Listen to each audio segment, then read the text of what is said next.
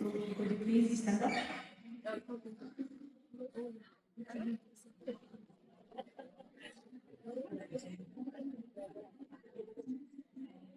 want you to put hand up in the air like this. Yeah. And down. From okay. Thank you. Thank you, Lord. Today, we're going to speak about immune resilience, post-traumatic stress disorder, and post-traumatic stress disorder block. First,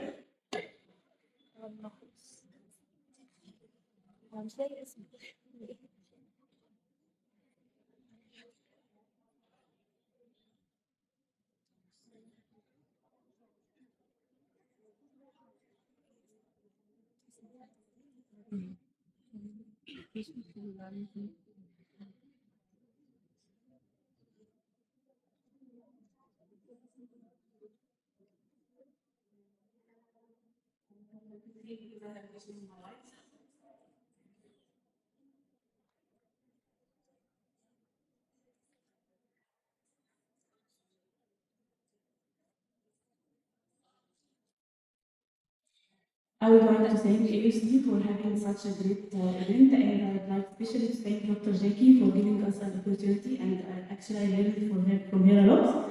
And I also like to thank my dear professor, but she's not here. She was the first one who taught me about the resilience. Her name is Dr. Zainab Shota. She's a literature professor in mental health department in High Institute of Public Health. And also, I'd like to thank Global Research Club Organization, which helped me to implement the idea of my research. And here today, we're gonna know together how to put your idea from just an idea to a research, then to implement it.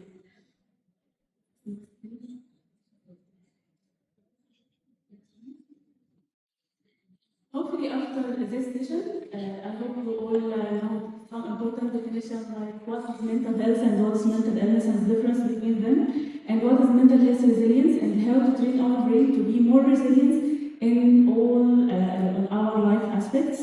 And I will give a summary about our research journey, and if you have any questions, take them.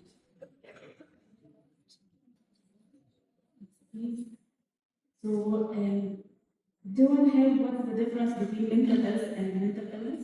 Have any idea about that? Mental health is just making sure that you can improve your well-being. So you're already in a good place, but you're looking for improvement. But mental illness is when you have an actual issue that's impairing your daily life and you want to improve or solve it. Quite close. Anyone else have an idea of the difference?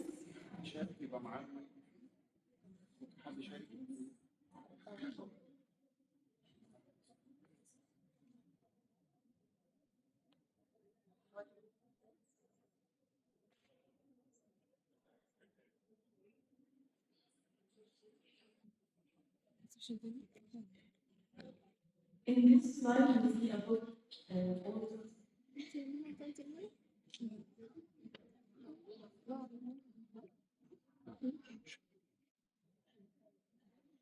About mental illness versus mental health. And thank you, Shah, you said the most important aspect, but it's like you have, the thread ball. If the thread ball is okay and it's already homogeneous, this is mental health. So you can make anything with this thread ball, maybe knitting, maybe draw a picture, maybe make a dress. So this is mental health. But if you have any issues or the thread just snapped, this is mental health condition. And if this snap become larger and interfere in your functional life, either the social and internal aspect as well as the psychological aspect and as well as also your functioning in your work, this is mental illness. According to WHO records, one person in 8 person worldwide, at least in their lifetime span, has a mental health condition. That's why we need to know the difference between mental health and mental illness, and it's not a stigma like most of us, particularly here in Egypt, being stigmatized with having mental issues. So now, what is mental health resilience? Mental health resilience is one of the executive functions of our brain. So our brain, as like any muscle, needs to be trained to be more resilient. So the more we get resilience, the more we can coping, and the more we could be more advanced either in life normally, or if we have any mental condition or mental illness. So the mental health resilience has been defined as your ability to bounce back from adversity.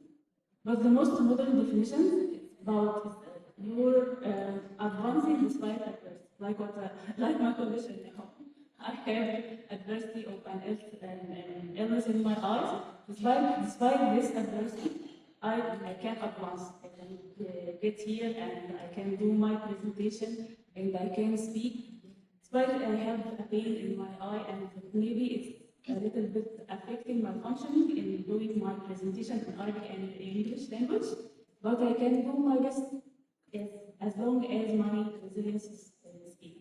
So does resilience have a scale? Yes, it has a scale, and it's also affecting from either you have a chronic illness, or you have a natural disaster, or you are in ongoing war, or maybe you're just watching someone deal at an issue that you couldn't solve. I'm a fan of neuroanatomy because I think it's like the GPS. So when you have the GPS, you can easily go to your place. So the three important areas in our brain that we need to be trained to be more resilient is the left prefrontal cortex and the amygdala and the hippocampus. As you see here, you can remember it easily by your hand, like this. This is the amygdala, and this is the left prefrontal cortex on your side, and this is the hippocampus. Measure your resilience scale is according to your size of your head, and according to your flexibility of the muscles of your head. This is the most recent research of the Harvard Clinical Research Unit, and how fascinating it is. When I'm looking to hand, can I look to my brain? And when I know this information, I think, oh, it's amazing. The more we know about our brain, the more I get fascinated with it. Resilience is like 7 T-shirts. Remember it. The most major component of the resilience is your self-efficacy. The more you love yourself, the more you know yourself, the more you know your dark side as well as your bright side, the more you could be resilient in life. Next, please. Now I'm going to speak about post-traumatic stress disorder and post-traumatic stress disorder growth. As we all know, post-traumatic stress disorder is having criteria in the DSM-5. If anyone here want to share this criteria or what PTSD is? Anyone? We're looking about PTSD criteria, huh? Yes. So we have reliving, we have avoidance. You have to you relive the traumatic experiences like through flashbacks or nightmares. You avoid the triggers or the reminders of the traumatic event, and you also have emotional symptoms regarding the event as well, like depression and grief or shame and guilt. Thank you for sharing this. You actually said most of the symptom and sign, and One big one big key to traumatic stress disorder is that it has to leave 1 year after the event.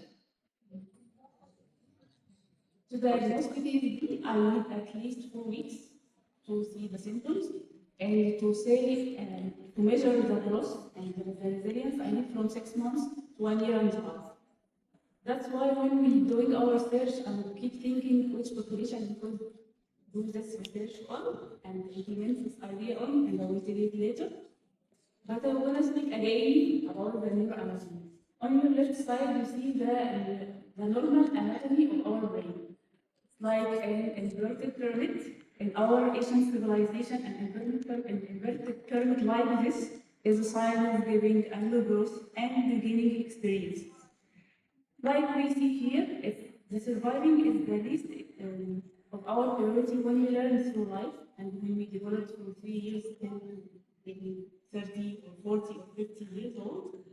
And the most important thing that we are focused on is cognition and gaining experience. What happened if this child is raised in a traumatic environment, like disaster, happening to tsunami, or maybe an ongoing war, or even a chronic illness or an area of people who are having severe chronic illness. The most important thing, particularly in natural disasters and war, is about survival. So the pyramid become like our visa pyramid, become based on the surviving need, which was the most important surviving need is being alive. And this is the symbol of our pyramid, being immortal till now. Did we know our civilization or know our ancestors if we didn't see the pyramids? No. So they become an immortal or a lived memory in our brains. And our brain is will to survive in a traumatic event, particularly natural disaster or war, thinking with surviving. And I keep thinking with surviving even after the event from 6 months to 1 year and a half. So imagine if we have someone now among us surviving from an earthquake or coming just from war to us.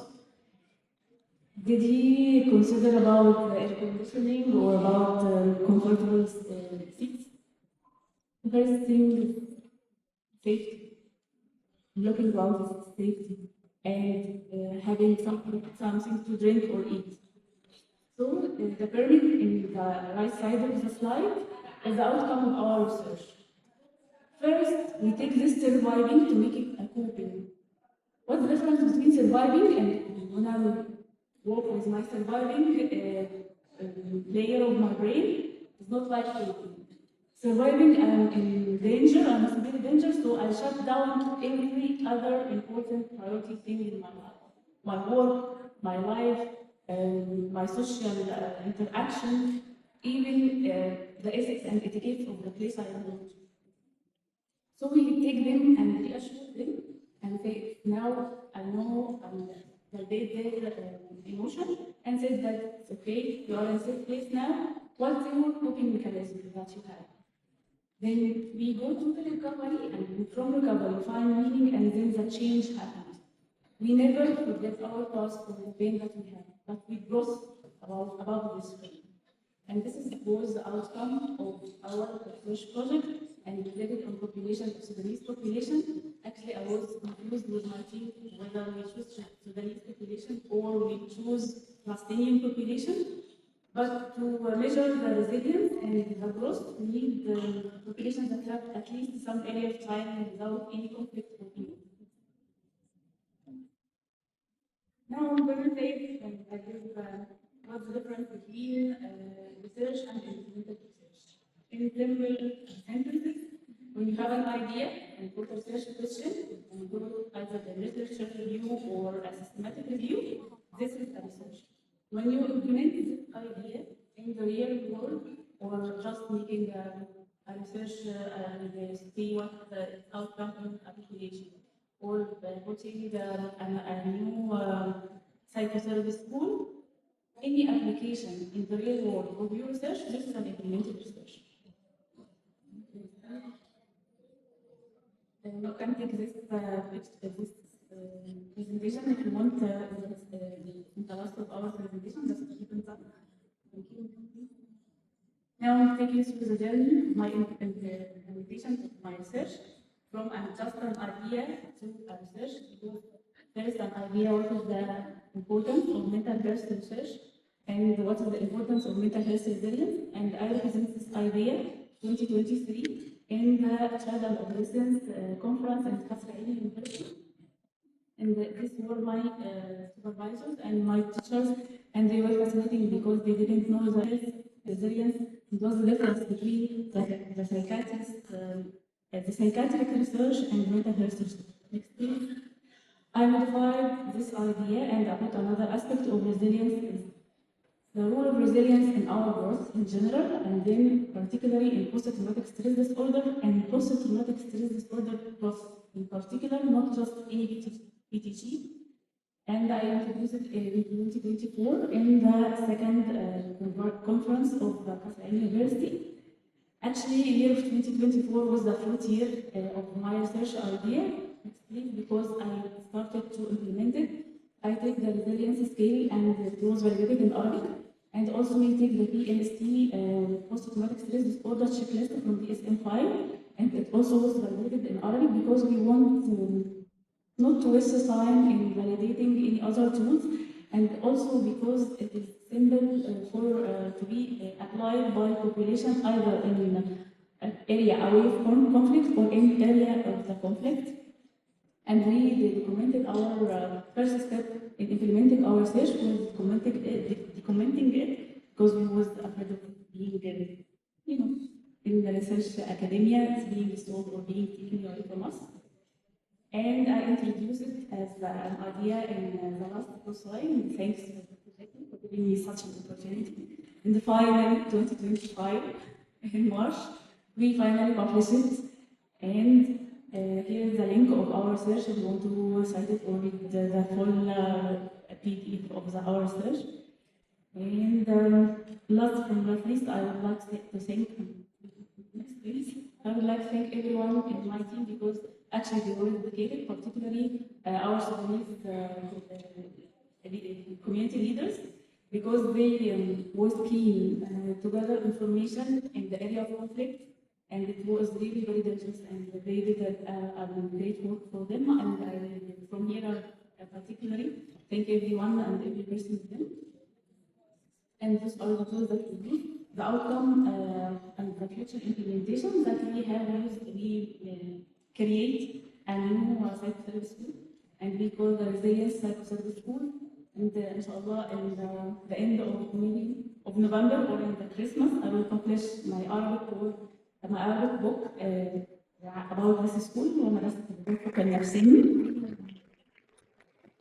If anyone interested or have anyone have post-traumatic stress disorder or have any post-traumatic stress relative who want to contact me, please contact with me because I have a lot of tools that we use and could help not also the person who lives at a trauma, but also the caregiver because the caregiver have a major impact on this. And the final thing that would have been like culmination of our research.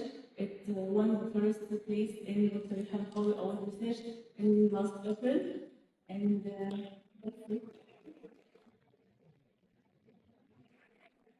And here is a picture of the main award, and I think to the last slide, and if you don't have questions. Sorry, I want to take a message, it's just a video, one minute.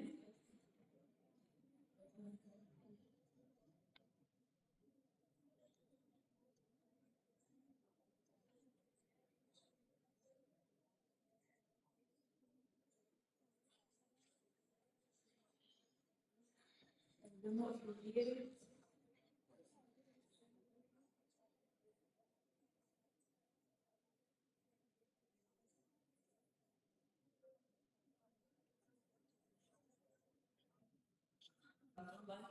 This is the fifth book of Avatar and cartoon, the Book Bear. And it was the first introduction of his mentor, spiritual mentor, about what is the difference between chakra. Why I chose this video? Because Mimi didn't know a lot to hear about it. He first asked him what do you know about chakra. And he used this one is like our brain, this tool. Our brain is full of many ideas.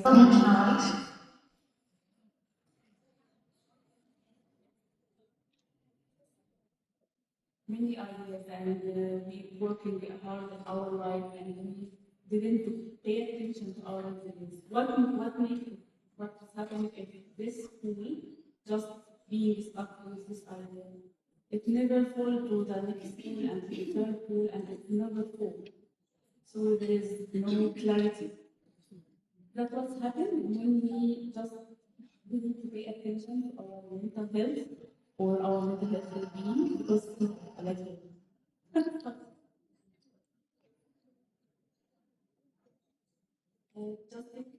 what the take-home message that I want you to take care of yourself, be resilient, and mental health most important. Thank you.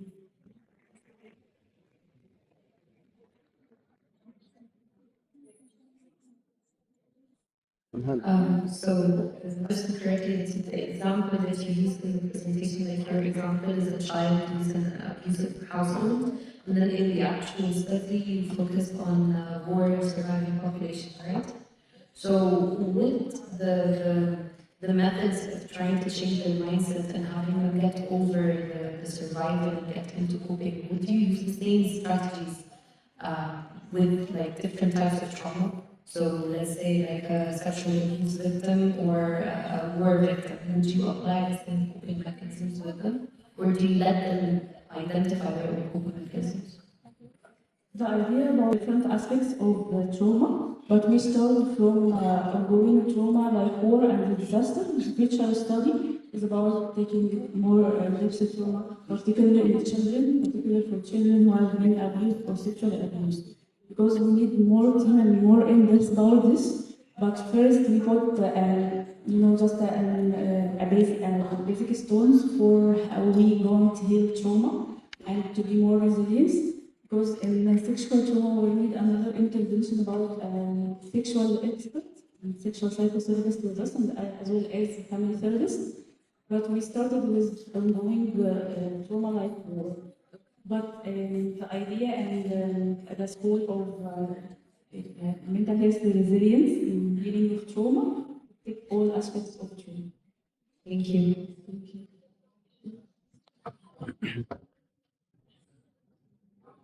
Other questions?